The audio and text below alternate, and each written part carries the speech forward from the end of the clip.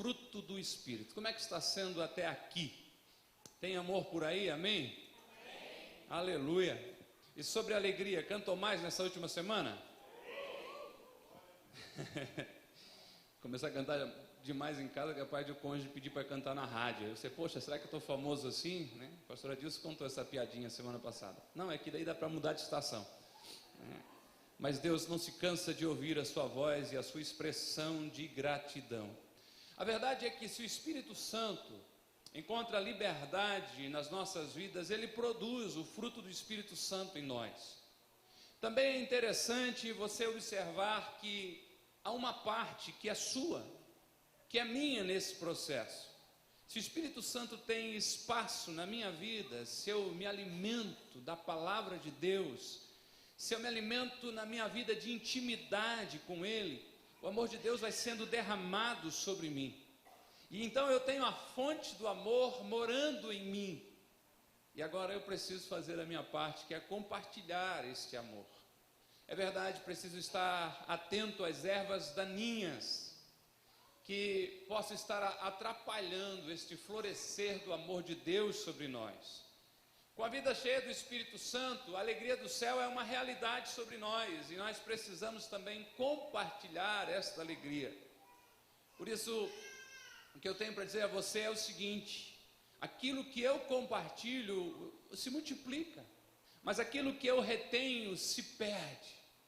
Por isso, compartilhe o amor, compartilhe a alegria, seja um instrumento da bênção de Deus na vida das pessoas e avance cada dia mais sendo parecido com Jesus. Amém? Amém. Papel e caneta na mão, vamos avançar um pouco, vamos adiante hoje. E eu começo dizendo, a gente acabou de cantar algo parecido com isso, que ser frutífero não é uma opção. Você não tem a opção de escolher entre ter frutos ou não ter frutos do Espírito na sua vida. Ninguém pode ser salvo e entrar de férias. Ninguém pode aceitar Jesus e já perguntar sobre a aposentadoria. Estou falando isso sobre a vida espiritual.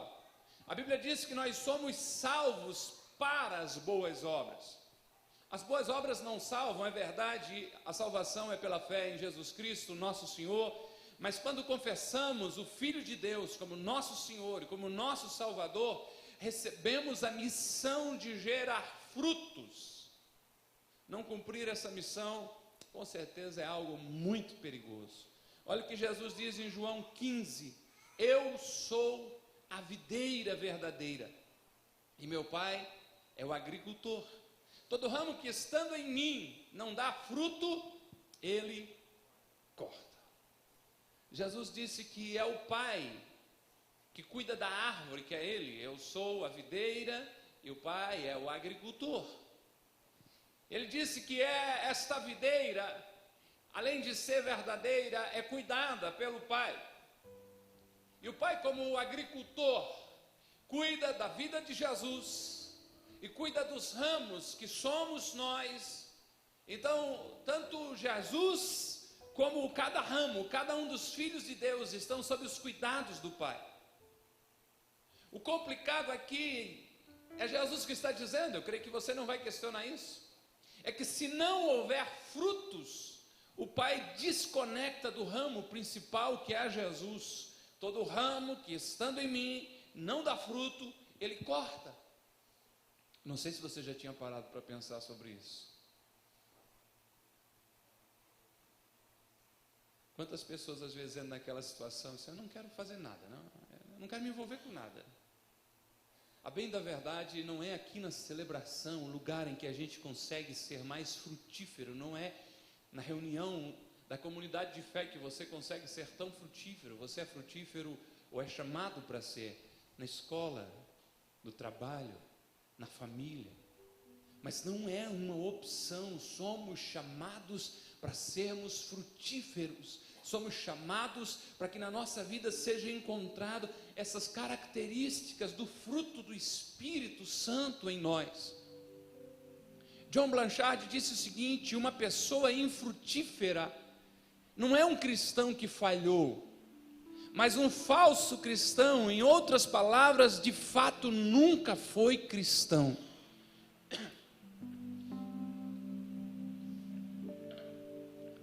Não precisa se desesperar. Às vezes a gente acha que não há fruto nenhum em nós. De repente vem um testemunho do amigo de trabalho dizendo: cara, há muito tempo eu queria falar com você, porque eu vejo Deus na sua vida. Mas tem que ser isso de uma forma crescente. O que este pensador, o que esse escritor está falando é exatamente em cima daquilo que Jesus falou. Se não houver frutos, nós somos desconectados. Por isso a canção que cantamos ao começo é tão importante, antes da reflexão. Preciso estar conectado em Deus. Eu quero dar frutos, eu quero ser uma bênção na sua vida. E você diz: eu quero ser uma bênção na sua vida também. Eu quero ser uma bênção na vida da minha família. O cristão não precisa fazer força para dar fruto, ele só precisa estar em Jesus. Então ser frutífero não é uma opção. Agora, quando você começa a ser frutífero e andar com Deus, você precisa estar consciente, esteja consciente das podas de Deus.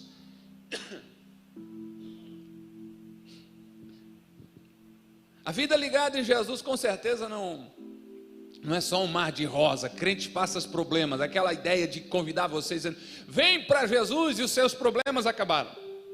Muitas vezes, na verdade, a gente deveria dizer: venha para Jesus e os seus problemas acabaram de começar, porque a Bíblia diz que todo aquele que quiser viver piamente, uma vida santa, pura, separada, há de sofrer perseguição. As podas de Deus, o Pai vai estar sempre querendo levar você a um lugar mais alto nele, mais profundo nele. A Bíblia diz que nenhuma correção é agradável no momento quando se recebe. Hoje, nós que já fizemos 31, e eu levei algumas surras, tá ligado? O negócio era meio tenso lá. Era cinta, com aquela ética, aquela calma, assim: Robson, vem cá. Tirava assim. Nenhuma delas foi gostosa. Só que hoje, olhando para trás, eu tenho certeza que elas nos ajudaram, me ajudaram muito. Foram construindo caráter. A Bíblia já está dizendo isso. Quando vem a poda de Deus, quando vem a disciplina de Deus, a gente esperneia. Todo menino, principalmente aqueles sanguíneos, com espírito de liderança, a vontade foi crescer um dia para bater de frente com o pai, quando era bem pequenininho, apanhou, né? Deixa, cara, tu vai ficar menos fraco cada dia, eu mais forte, um dia a gente acerta as contas. Mas o tempo passa e a gente diz: obrigado, Deus, pelo Pai que o Senhor me deu. As podas de Deus. E Jesus diz, na continuação desse texto que acabei de ler: e todo aquele que dá fruto, o Pai poda, para que dê mais fruto ainda. Se você está até agora querendo saber o que é esse tal de podar, que para você podar é atravessar um carro, passar na frente de outro carro. Na jardinagem, podar é o ato de retirar das plantas e de árvore ramos ou braços inúteis, coisas que estão ali quase que atrapalhando. E se uma poda for bem feita, ela traz força à planta, ela traz mais frutificação à planta. A poda tira tudo aquilo que não está acrescentando. Você olha, a planta está tão bonita, mas de repente ela precisa ter alguns dos seus ramos cortados, algumas partes tiradas fora. E Jesus está dizendo exatamente isso. Quem está sendo frutífero, quem está gerando alguma coisa em Deus, vai enfrentando ainda as disciplinas de Deus, os cortes de Deus, os nãos de Deus, o puxão de orelha de Deus, para que você se torne cada vez mais parecido com Ele. Ralph Venning disse: Deus separa de nós aquilo que nos separaria dele. Se você é ousado e quer ser parecido com Jesus, você deveria orar mais vezes, dizendo: Deus, tira de mim tudo que está me afastando do Senhor. As podas de Deus. Seja limpo pela palavra de Deus, dê mais fruto ainda. Tenha o Espírito Santo com liberdade na sua vida agindo. Ser frutífero não opção, as podas vão acontecer, deixa Deus trabalhar na sua vida. O texto desse mês, você já sabe de cor, lemos a princípio também, mas o fruto do Espírito é amor, alegria, paz, paciência, amabilidade, bondade.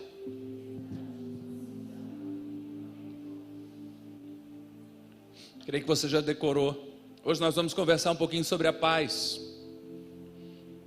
Vamos dialogar um pouco sobre níveis de paz. Vamos ver o que o Espírito tem para os nossos corações. A busca pela paz é algo universal, algo que está no coração do homem. Se você colocar a palavra paz, mesmo em português, no Google, só num dos buscadores da internet, você vai encontrar milhões de páginas dedicadas ao assunto. Organizações procurando a paz, reuniões para tratar da paz. Se você for no site de Deus, a Bíblia, você vai encontrar mais de 80 vezes só no Novo Testamento a palavra paz. E dos 27 livros que compõem o Novo Testamento, todos eles têm a palavra paz. Se você procurar na filosofia o conceito de paz no mundo antigo, é a ideia de serenidade, de tranquilidade, quietude, o intervalo entre as guerras. E esse é o conceito para a maioria das pessoas, ainda nos dias de hoje. Você pega alguém muito atribulado, uma mãe com filhos, uma faixa etária ali daquela que são bem intensos, né? Pré-adolescentes e tudo mais, de repente a mulher dá um grito, eu só quero paz. Quer ficar calma, quer tranquilidade. Só que o conceito bíblico é mais intenso, é maior que isso. No Antigo Testamento a palavra para paz é shalom, e era uma saudação entre os judeus, mas não era apenas paz que alguém ouvia quando ouvia a palavra shalom. Nessa palavra estava o entendimento de que vá bem a sua saúde, que você prospere, que você tenha bem-estar, que você tenha paz. E daí nesse conceito bíblico a paz não é a ausência da guerra, das dificuldades, mas shalom ou paz é uma prece para que esteja tudo bem. Eu costumo dizer de que paz não é a ausência da guerra, mas é a presença de Deus. No Novo Testamento, Jesus personifica a paz. Jesus encarna a paz. Jesus reconstrói o caminho do homem com Deus, destrói as paredes construídas entre as raças, entre as tribos. Jesus derrama a sua paz sobre todos, de tal maneira que nós ousamos dizer de que Jesus é o príncipe da paz. Isaías profetizou 700 anos antes do nascimento de Jesus, de que o Messias traria esperança para aqueles que vivem numa região de trevas, que o Messias traria graça e vida àqueles que estão vivendo em escuridão, que o Messias traria uma novidade para aqueles que já não conseguiam enxergar mais nada. E então Deus, enviando o seu Filho como cumprimento da promessa, mostra que ele não havia desistido da sua obra-prima, o homem. E o ápice dessa profecia de Isaías, quem sabe seja este verso 6, quando o profeta diz: porque um menino nos nasceu, um filho foi-nos dado, o governo está sobre os seus ombros, ele será chamado Maravilhoso Conselheiro, Deus Forte, ou Deus Poderoso, Pai da eternidade, ou Pai eterno, e Príncipe da paz. O texto continua dizendo ainda que sobre o seu governo haverá paz sem fim sobre o seu reino. Jesus é o príncipe da paz. Jesus veio no momento em que o mundo não estava em paz. O governo romano tacava terror naquela época. O mundo não estava pacificado, mas nessa circunstância os anjos vêm cantando paz e boa vontade. Mesmo diante da violência romana, Deus abre o caminho e restabelece a paz. Você conhece o texto, já viu quantas vezes sendo citado no Natal? Quando Jesus nasce, os anjos celebram o seu nascimento, dizendo: glória a Deus nas alturas e paz na terra aos homens aos quais Ele concede o seu favor. Não existe outra fonte, não existe outro nascedouro para a paz que não seja o próprio Cristo. A paz não é algo que o homem alcança, é algo que ele aceita.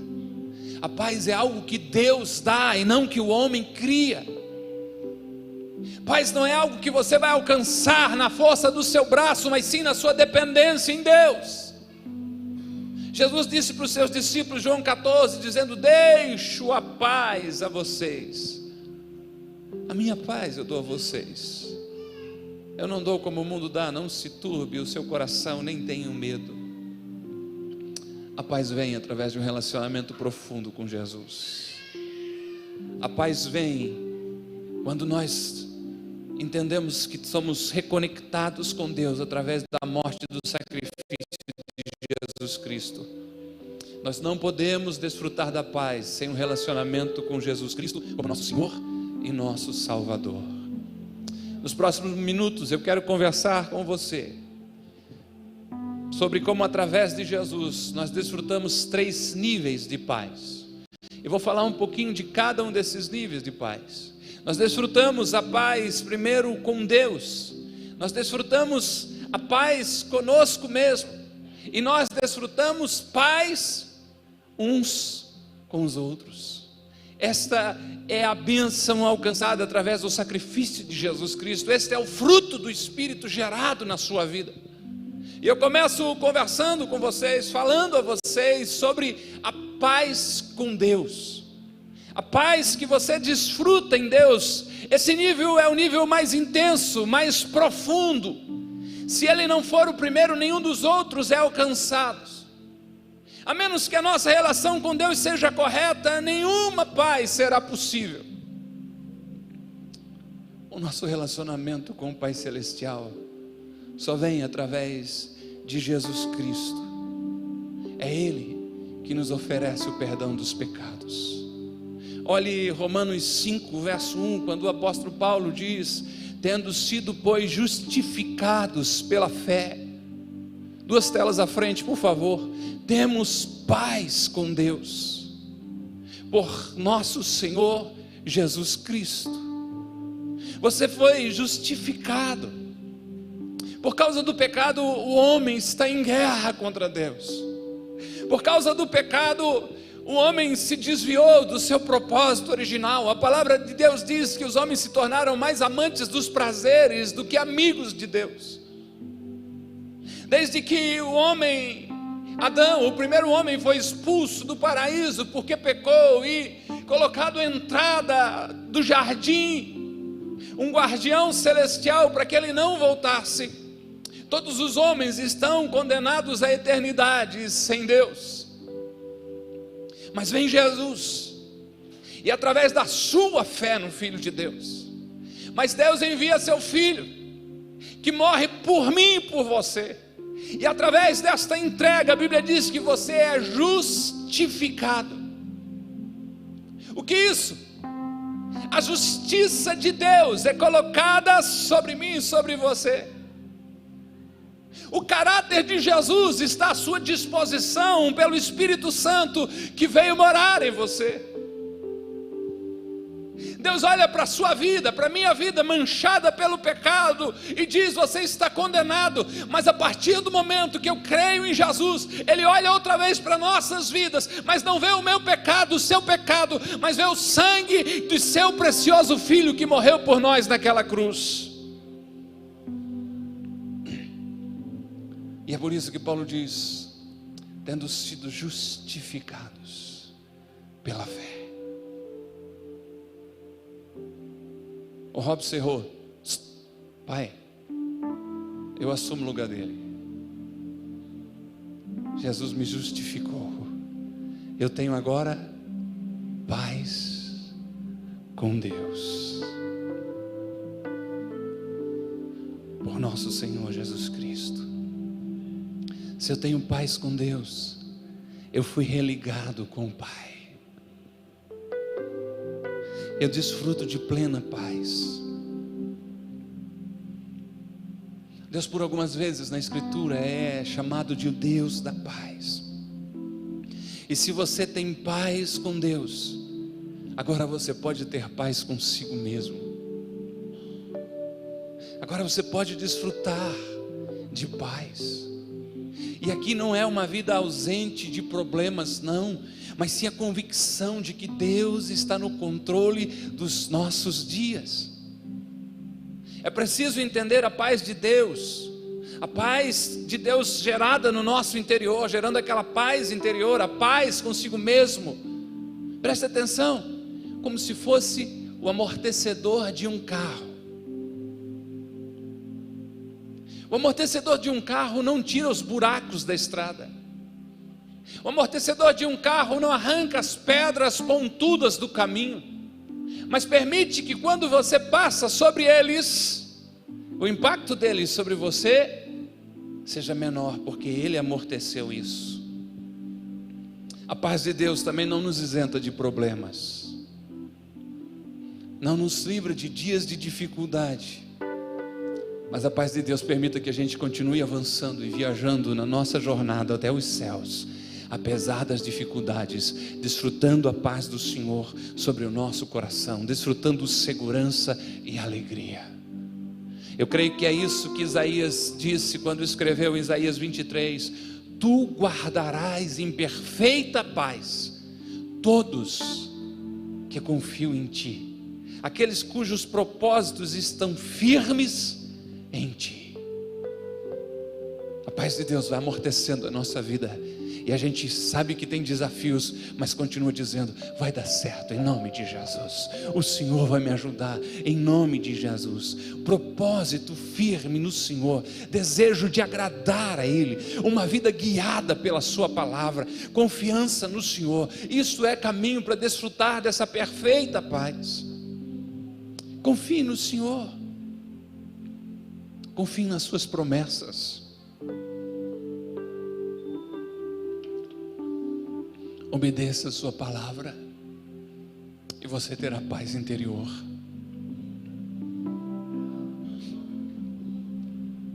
John Drescher disse: não há lugar mais seguro do que permanecer na vontade de Deus. Ah, como a paz no centro da vontade de Deus. Os dias podem estar sendo difíceis, as dificuldades podem vir sobre você, mas se há uma convicção de que você está no centro da vontade de Deus, que você está ali por obediência à vontade de Deus, por obediência à palavra de Deus, você sente paz e segurança sobre o seu coração. Não há lugar mais seguro do que permanecer na vontade de Deus. Falta-nos paz quando permitimos que a nossa mente se concentre na circunstância. Quando você olha para as dificuldades, a paz às vezes quer escapar.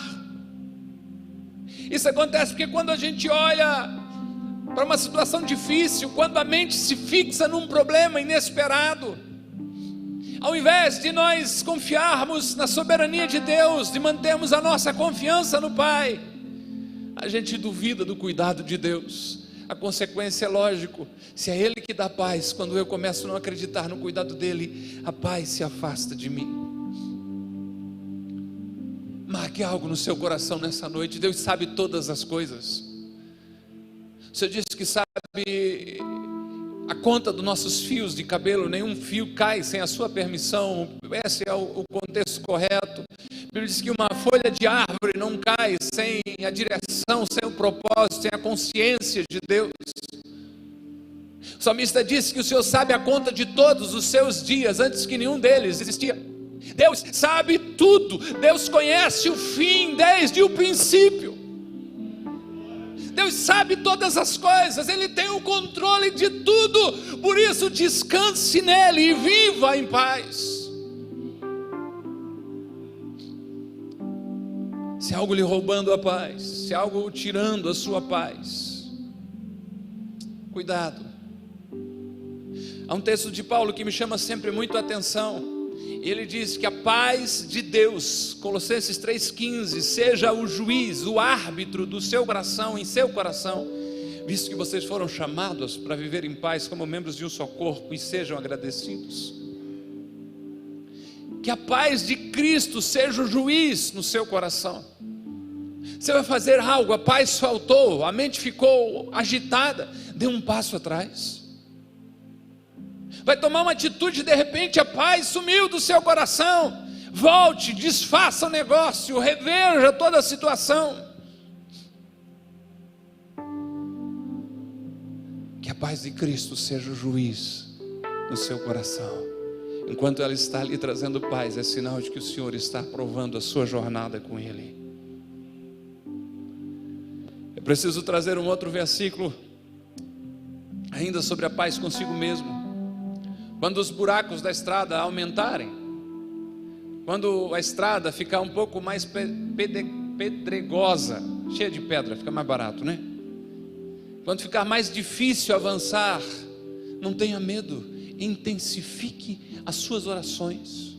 Paulo escreveu um conselho aos irmãos em Filipenses, dizendo: não ande ansiosos por coisa alguma, mas em tudo, pela oração e súplicas e com ação de graças, apresente seus pedidos a Deus.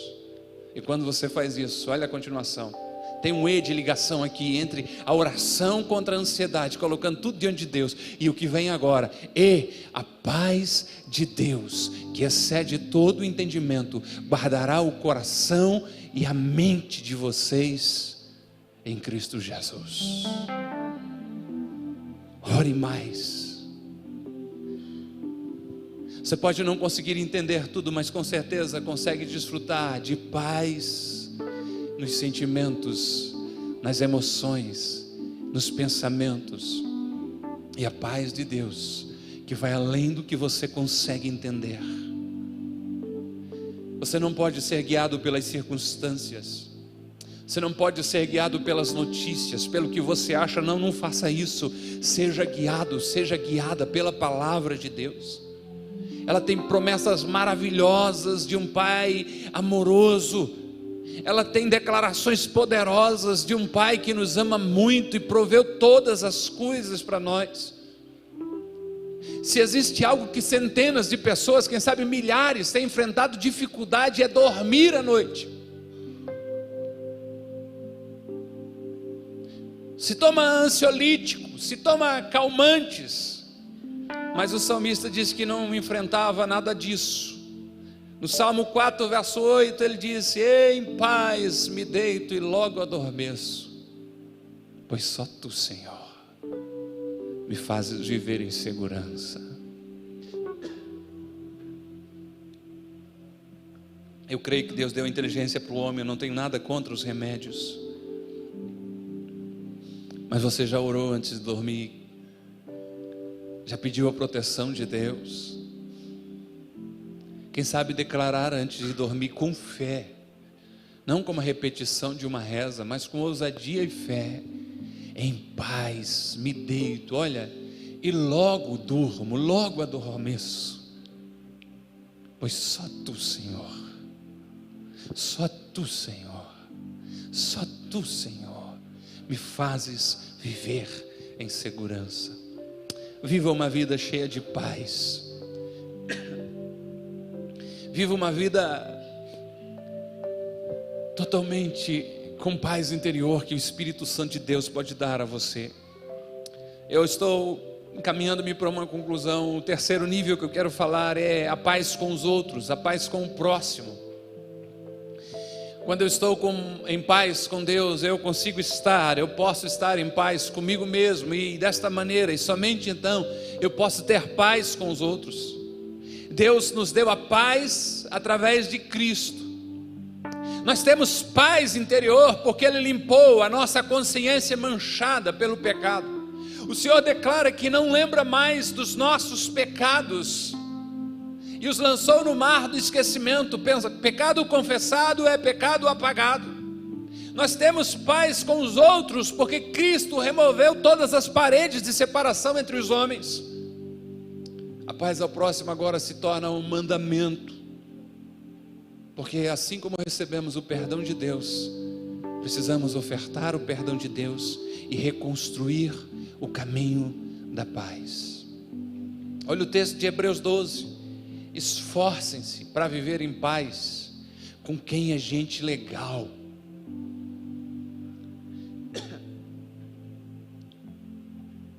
É isso? Esforce para viver em paz com o pessoal que for do seu pequeno grupo. Também. Esforce para viver em paz com todos e para serem santos. Sem a santidade ninguém verá o Senhor.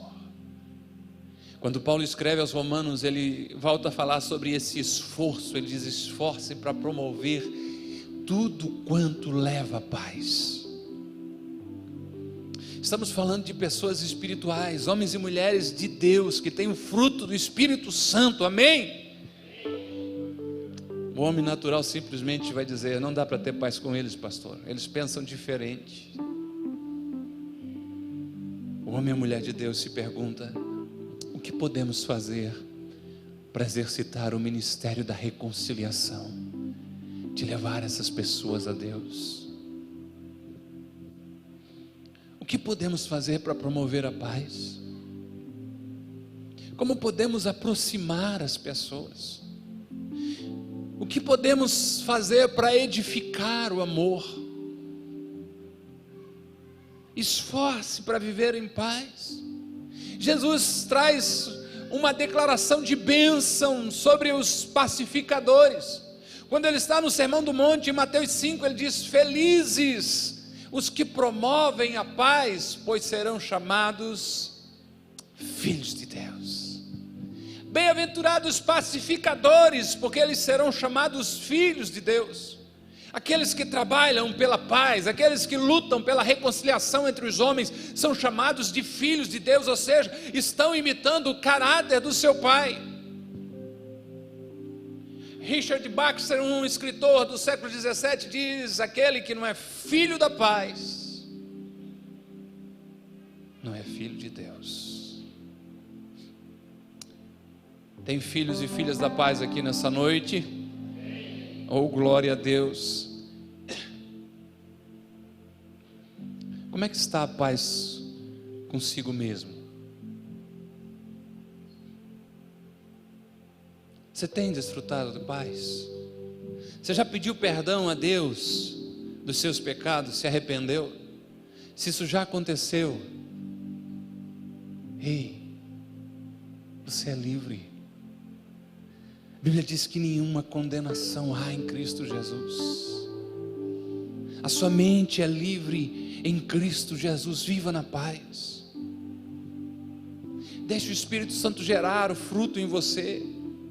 Durma bem em nome de Jesus. Não seja dominado pela ansiedade. Descanse no Senhor, Ele sabe de todas as coisas. Faça a sua parte, viva para agradar a Deus. Espere o melhor dEle para a sua vida. Tenha paz com você mesmo. Como é que está a sua paz com os outros? É uma história interessante. Um empresário fez uma grande dívida com um credor, algo absurdamente grande, e quebrou. Seu credor o chama, consegue penhorar todos os seus bens e quer forçar sua mulher, seus filhos a trabalhos forçados. Aquele homem chora na frente do credor, implora, pede misericórdia, e num ato de bondade extrema, o credor, o homem que tinha o dinheiro, emprestou ao empresário, pega os contratos, as promissórias e rasga tudo na frente dele e diz: ei, você está livre, pode ir. Aquele homem sai do escritório do seu credor leve, como há muito tempo não se sentia, como a pisar em nuvens, jubilante. Parece que tinha vindo na celebração da semana passada sobre alegria, cantando. E assim vai ele para casa, empolgado, animado. No meio do caminho ele esbarra com um servente pedreiro que devia 100 pila para ele. E ele dá uma voadeira no cara. Ele dá um mata-leão no cara aqui. E no meio da rua começa a gritar dizendo: paga-me o que tu deves. E o homem, coitado do pobre, ele dizendo: por favor, senhor, eu vou pagar, eu já lhe prometi, me dá mais um tempo para mim. Ele não soltava o homem de jeito nenhum, já faz umas ligações, conhece um pessoal da justiça, da polícia, consegue que esse homem vai preso. Só que o favor que ele recebeu do credor não tinha ficado em oculto, as pessoas souberam. Enquanto está acontecendo todo aquele movimento ali, dele estrangulando o cara, de a polícia chegando, levando preso o pobre, pessoas que souberam de que o empresário tinha recebido aquela grande bênção, o perdão da grande dívida, correram para o credor e disseram: você não vai acreditar o que está acontecendo. Pois me contem, você perdoou horrores, milhões para aquele senhor, não foi? Foi. Você acredita que ele estava estrangulando um pobre, coitado, por causa de R$100 e conseguiu que ele fosse preso? Imediatamente consegue que esse empresário volte à presença do seu credor.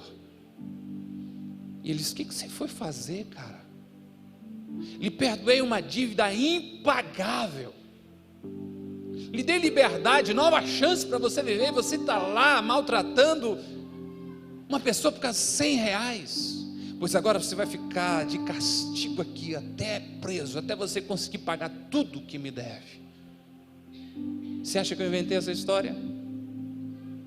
Mateus 18, Jesus contou ela, e ele termina essa história com o verso 35 dizendo: assim também fará meu Pai Celestial a vocês, se cada um, cada um não perdoar de coração a seu irmão. A dívida que você devia para Deus é essa dívida impagável. Não existe nenhuma ofensa na esfera terrena, debaixo do céu, para chegar minimamente perto do que Deus perdoou a mim e a você.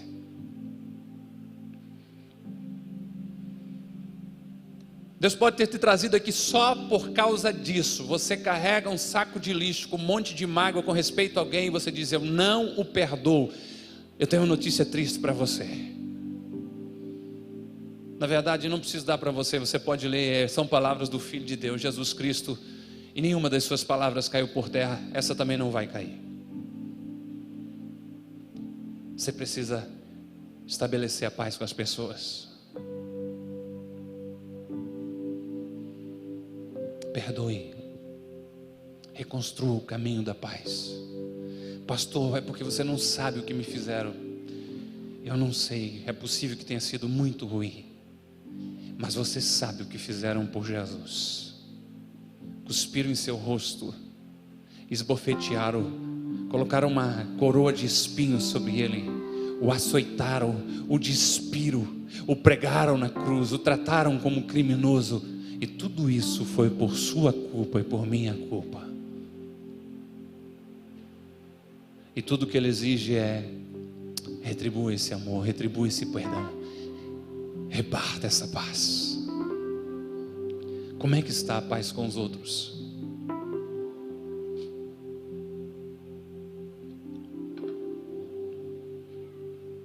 Por último, a paz com Deus. Estou fazendo apelo já. Paz com você. Se já pediu perdão, viva em paz em nome de Jesus. A paz com os outros. Reconstrua o caminho da paz. Libere o seu coração. Não permite que nenhuma raiz de amargura brote, perturbe você e contamine as pessoas ao seu redor. A paz com Deus. Você precisa, se não está conectado com Deus, se render hoje ao seu grande amor. A filha mais nova de um homem do interior teve uma desavença com seu pai e foi para a cidade. Ele risca o nome dela da Bíblia antiga da família, naquela ideia de que os pais antigos às vezes tinham, de que você a partir de hoje não é mais minha filha. Só que aquele homem já viúvo fica muito triste nas suas terras, trabalhando, cuidando da terra, E sempre que se olha para ele, a mente dele está muito longe. Isso comove uma vizinha, que entra em contato com a jovem e convence a jovem que deve voltar para a casa do pai. A jovem aceita o convite. Com medo, tremendo, ela começa a viagem de volta rumo à sua cidade natal. A lua vai iluminando a estradinha poeirenta até a velha casa da família. Logo ela vê a porta,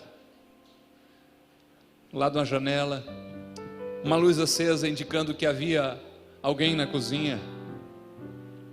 Quando ela chega na porta, suas forças vão todas embora. Ela não tem força para bater na porta, para chamar. Mas os cachorros da família, que nunca esqueceram dela, começam a latir, dar as boas-vindas com muita alegria para aquela moça.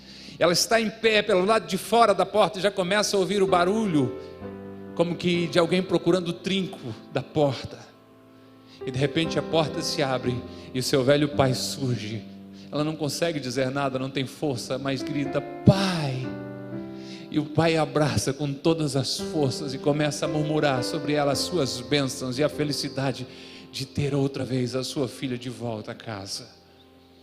Todo aquele que decide voltar aos braços do pai encontrará a porta da casa aberta à disposição e o pai de braços abertos para receber.